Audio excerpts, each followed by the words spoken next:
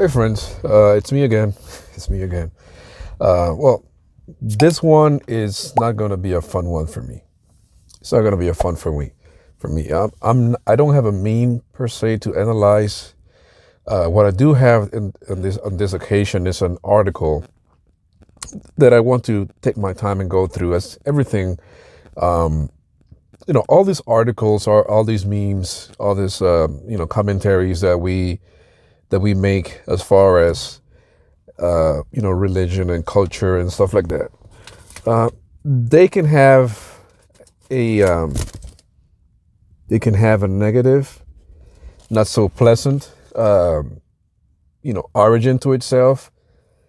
But I think that at the end of the day, as I've said for months, there's always an opportunity to learn something new, to correct, you know, bad thinking or bad theology for all of us, even including myself, and to learn more about where people are coming from, the mistakes that we have seen coming from always, and so that is positive. And so the title of the article that I want to go through today, it's called "Pastors Must," and I make the emphasis on the word "must." It says pastors must address politics in the pulpit.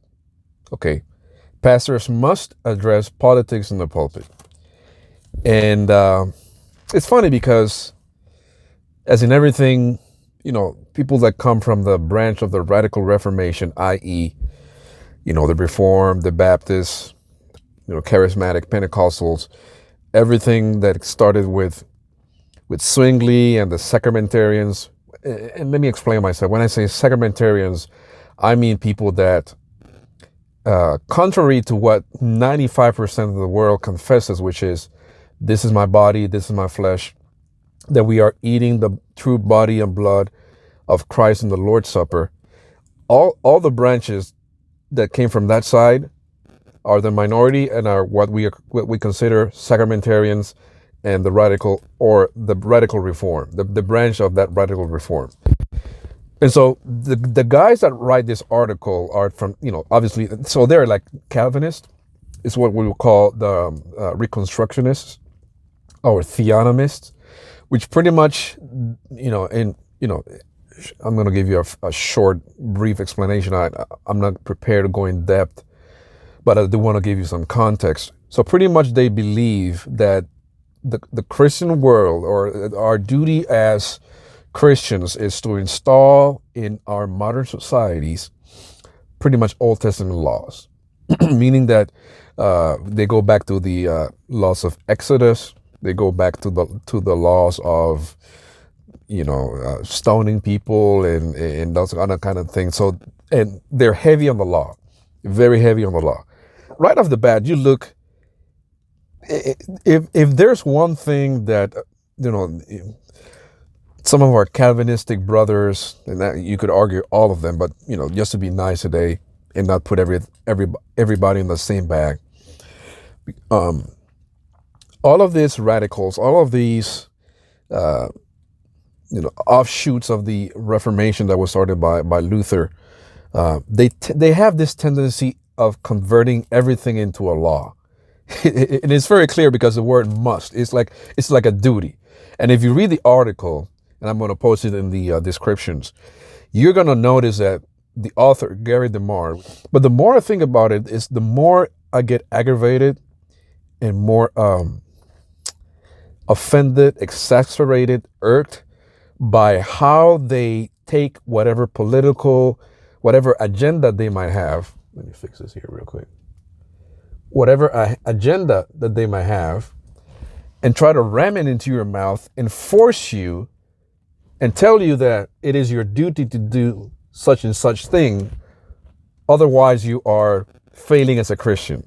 So that's number one. And when I think about agendas, the disturbing, so this is, and I'm going to go off the topic here for a minute. This is Kobe Bryant. So Kobe Bryant died last week. Okay, I was never a big fan of Kobe's, but I felt like I was hurt. Just speaking about it, it's still a difficult thing to process. But what irked me about the whole situation with Kobe Bryant was watching how different groups with different agendas, people who are trying to build their platforms, their names, their brands, which is the word. That's a word that's invoked in these moments. Everybody's trying to build a brand. All these politicians, all these artists, all these athletes are building brands. And the thing that was the most disturbing to me is that people didn't even give him a chance to rest in peace, and they were already trying to pull him apart. You know what I'm saying? Like pulling him apart and using Kobe, which is he's a human being, with a family, wonderful family, and a wife and 4 daughters and all. People didn't really even think or talk too much about that, and they were really jumping ahead into building their brand. I don't care, LeBron, all these basketball players, even women in the women NBA, WNBA thing, women in soccer. All they're doing is just promoting whatever is in their heart, whatever their agendas is, whatever they really feel passionate about. And I thought that was disturbing. And that's the thing that disturbs me as well with precisely the topic that I want to talk about today. And this is something that I put on my Facebook thing. Christianity is not a thing that where you come in with your little baggage, your luggage, and try to force people to bend to whatever you like. If you want to be a political pundit, what you need to do is not get in the pulpit. What you need to do is go to Fox News, go to your local or regional newspaper, go to CNN, go to wherever, and apply to these places. Go and become a journalist. Don't go to, the pulpit is not the place for that, and we're going to talk about that more. But if you really feel like a passion to be a politician, go run for a major. Go run for president. There's nothing wrong with that. Everything has its place. The pulpit is not the place for that. The pulpit is the sacrament of the altar, and the pulpit is for a specific purpose. And we'll address that later on.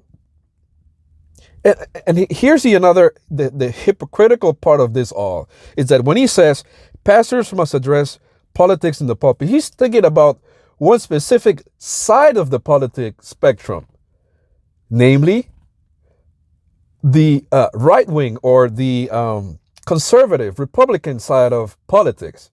Because I'm pretty sure that Gary DeMar, when he wouldn't be in such an agreement with this idea or this agenda if it's someone from the other side that goes into the pulpit, which obviously it happens, and start advocating for gay marriage from the pulpit. You see what I'm saying? And of course, twisting the scriptures. And I'm not saying that I'm going to advocate for that. I'm saying just stay off of politics, period. That's not the place to do it. But he wouldn't be in agreement with someone from the Democrat Party, the Democrat ticket, talking about gay marriage or abortion or immigration, that we should allow all these immigrants to come in and whatnot. Talking about saving the planet and global warming and all this stuff. I'm pretty sure he's not going to be on that. So here's the hypocrisy. You see what I'm saying? Once you open the floodgates, then you have to live with that. But of course, these guys are not ready for that. So here it is. God has structured the world in such a way that there are several levels of government. You have the individual. You have individual government. You rule yourself. You govern yourself. You plan your life, right, as an individual. So that's the individual side. Then you have the family. You have the church level, and then you have the civil level. Obviously, civil has to do with, laws, and Romans chapter 13 addresses all of that, which is important, is key, is to preserve the peace. In theory, the peace of everybody, it has to do with taxation and whatnot. And then obviously you would have, the church with his elders and leaders and deacons and whatnot. So we understand that. But let's go deeper, and I want to discuss this. And friends, when I kid you not, I think the older I get, the more I realize and understand why guys like Martin Luther and many other theologians, even St. Paul, why he lost his mind, why they would get so irate and angry when they saw people just using the word, and as I said before a few minutes ago, bringing their own agendas, bringing in their favorite topics, and completely subverting the main purpose of Scripture, the main goal of Scripture, which is obviously Jesus Christ and forgiveness of sins and things like this. And so when we see this, I mean, it's just. Anyways, let's get into the article here, and I want to read you a section. I have my little tablet here, and so I wanted to read you a section of the article. And again, Mr. DeMar is trying to prove biblically in his mind his point, and he says this: Paul was highly indignant that he, a Roman citizen, had been treated in such fashion by the magistrates who had not done their duty properly in the investigation of the case before them. Paul did not quietly submit to the injustice done to him. In this first century case of police brutality, he not only asserted his rights, but also put the authorities in the humiliating position, of having to come to him and apologize. Paul had these men up against the wall and kept them there, because they could not have gotten into serious trouble for this breach of the law if word of it had gotten back to Rome or even to the governor at Thessalonica. And of course, this is, Acts 16. You can read the context. He pretty much stood up for himself, and he told the authorities there that, hey, you shouldn't be doing this to me. I'm a Roman citizen and whatnot. It's okay. But, okay, that is true. We as Christians, we have the duty, just like even our Lord Jesus Christ did when he spoke to the soldier, why do you hit me? That is perfectly valid and legitimate. But what does that have to do with the pulpit? The fact that I can defend my rights in front of the civil magistrates, or even if some sheriff or police officer is trying to abuse me and disrespect my rights or infringe upon, just violate my civil rights, does that mean that I have the authority then to go into the pulpit and speak about my experiences or politics and things like this? No, you don't get that from this text. That's the point. You don't get this from this text. That's what you call proof texting, which is an abuse of text, from an abuse of the scriptures, of any text. If you do what DeMar is doing to the Bible in any other aspect, whether it be literature, if you're reading Shakespeare or a sports article or whatever, even the Constitution, just laws and whatever, and you start playing around and butchering the intention of whatever text you're reading, then people are not going to respect you, first of all. They're going to call you out. And DeMar is completely wrong here. You cannot get that idea, that the idea that he's trying to promote for his agenda cannot and does not come out of this text, period. But let's continue with the article here, because it's very telling. Here's another paragraph that just, to be honest with you, just drove me nuts. Well, let me see here. He said, so he gives an example here in the article of, he engages a few young people, and he tells them about the, case laws and the laws in, for example, Exodus 22 regarding Moses and things like this about criminals. Instead of throwing them in jails, we can make them pay, work to pay society and whatnot. So he's developing this. And then he says the following: If you want to get young people excited and motivated, teach them the whole purpose of God. No, that's true. Present the history of law in the world and how it is impacted and how it has impacted the civilized world. Well, I guess.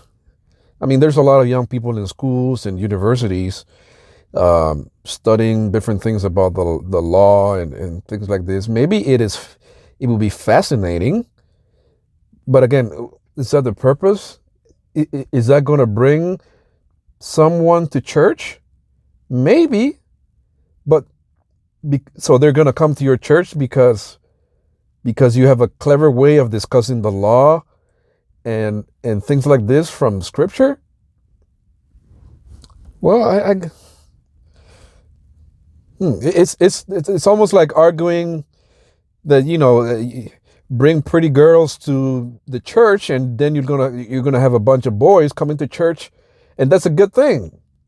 Well, that's not necessarily the best way to go about the business of bringing people to church, but whatever. But here's a part that kind of got me just a little worked up. He said, should only the gospel be preached on Sunday morning? That is, should only the message of salvation be taught? It's interesting.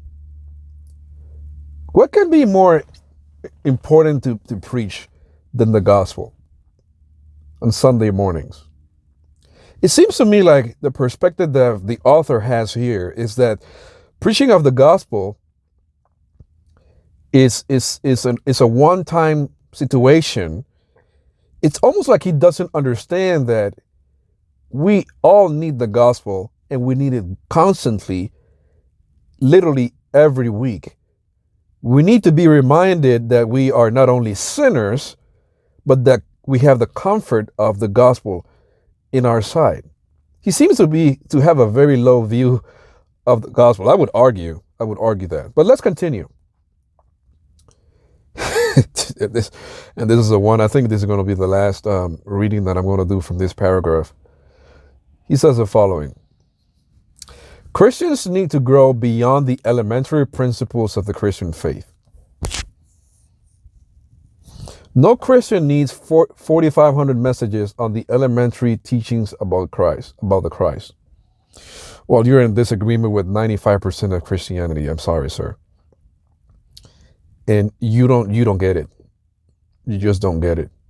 You don't understand how flawed we are as human beings. You don't understand how deep our sinful natures are. You don't understand how many people are walking around with guilty consciences. They need the comfort. They need to be consoled. They need to hear from the pastors, to be absolved, to have someone hear their confessions. It seems I'm guessing that you are not really involved in Christian ministry as it's supposed to be. That you're not really talking to people, getting deep into their lives, understanding how hurt they are by their own sin. And I would say, and this is the beautiful thing about our liturgies as Lutherans and Anglicans. I mean, all my people don't know what I'm talking about when I speak about the liturgy. Anglicans, Lutheran, Catholics, we get it. It's all about Christ. It's all about the calendar where Christ is made much of. The gospel is made much of. And it seems to be offensive to him that we understand that, we get it, and that for thousands of years, our lives have revolved around what Christ has done, and we have dedicated our lives to the study of the life of Christ year after year. The Annunciation, Lent, Easter, all of these things.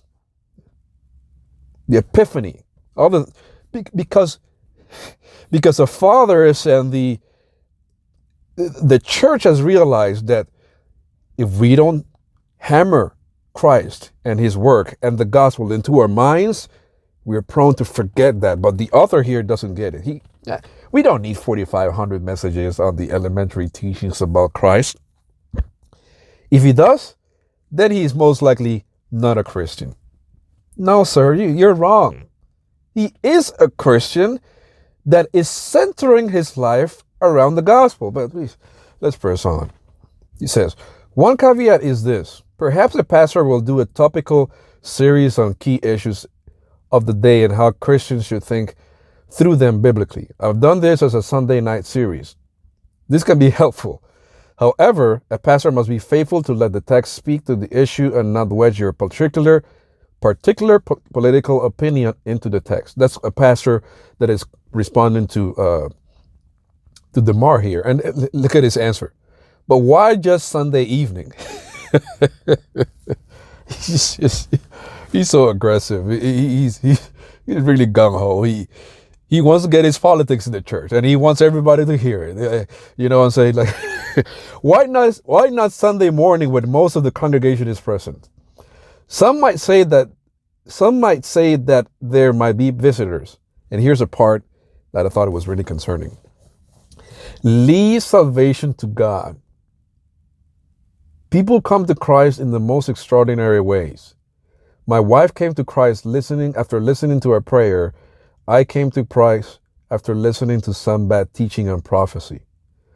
And here's the final paragraph. The Kavanaugh and Trump impeachment hearings could serve as a great opportunity to address the subjects of law, politics, and a whole lot more. It would make a good sermon series on what the Bible says about jurisprudence. Such things are a major part of our lives. If pastors don't preach and teach on these topics, the people are going to get the information elsewhere. And I'm going to fully confess, in a way, yeah, that's part of, I'm not saying that we shouldn't address political issues at all. Of course, as a pastor, you have the opportunity to address this if you have a YouTube channel, if you have a newsletter, if you, you can do that in a private meeting if someone comes to you and asks you about a certain thing. But not the pulpit. But not the pulpit. And what's even more concerning here is, he says, leave salvation to God. Like, leave salvation to God? Well, of course God saves. But he saves precisely to the preaching of the gospel. The normative way in which Christ saves and which your soul is fed as a believer is precisely through the preaching of the gospel in the church setting, and it's not going to come to you through preaching of the law or politics. He just simply doesn't get it. He simply doesn't get it. He simply doesn't get it. This is just horrible. It truly is. It's truly horrible. And man, why are we recording this video? Why this little episode here? I want to get you to understand, first of all, that everything has its place. Everything has its place. And I want you to understand what is the main thing, that we need to keep the main thing the main thing. Politics is not going to save us. All politics is dirty. All parties are dirty. The church is the pillar of truth. We are not here to advocate for X or Y politician. And to think that you're going to be saved or you're going to have peace internally or with God through that, it's just missing the point. Your main need is the need of forgiveness. And this is the reason why we go to church. Because I am very conscious that even though I belong to God and I've been saved, that I need to continue to renew my vows. I need to continue hearing the law. I need to continue hearing the gospel. And throughout the week, I've soiled myself. I've dirtied myself with whatever the world throws at me. All my responsibilities as a father, as a husband, as a brother, a son, a worker, whatnot, a professional. And I'm tired at the end of the day, at the end of the week. And I need to hear from the pulpit, through the liturgy, and everything that's going around me in the service, that God is still in control. And this is the area where I can do this. This is a safe space for me spiritually. And for Gary DeMar and a bunch of theonomists and nationalists, conservatives that belong to this flawed party, because they have flaws as well. And I'm not here advocating or trying to ask you to vote for X or Y person. That's not the purpose of this. They're all flawed. We understand that. We can find flaws in all of them. But to poo-poo on the gospel and to try to force us to use the law as a method of salvation for this nation. Look, the United States of America and no nation is going to be saved through politics. Period. End of conversation. We are going to be saved through Jesus Christ. Our souls are going to be saved in that way. And this world is going to be sinful and flawed until the end. And I don't care what politician you put in whatever place, they're still going to have flaws. They're still going to have sin. There's still going to be corruption. And there's nothing you can do about that. And if you go through the scriptures and you think that through that, the whole purpose of the law, excuse me, let me fix this a minute. The whole purpose of the law is to show us our flaw, to show us our impotence, that we cannot do it. And for you to advocate that the law is going to do what only Christ was able to do, you just missed the boat, bro. We just have to laugh at you because you just don't get it. You just don't get it. The law was put there precisely to show the Israelites that they couldn't do it. That's why they had to sacrifice animals year after year and weekly and whatever and whatnot, because they couldn't do it. And for you to go back to that and pretend that you're going to do this great work and save people and the nation through the law, dude, you don't get it. You don't get it. You just don't get it. Anyways, I hope it was helpful. I'll see you next time.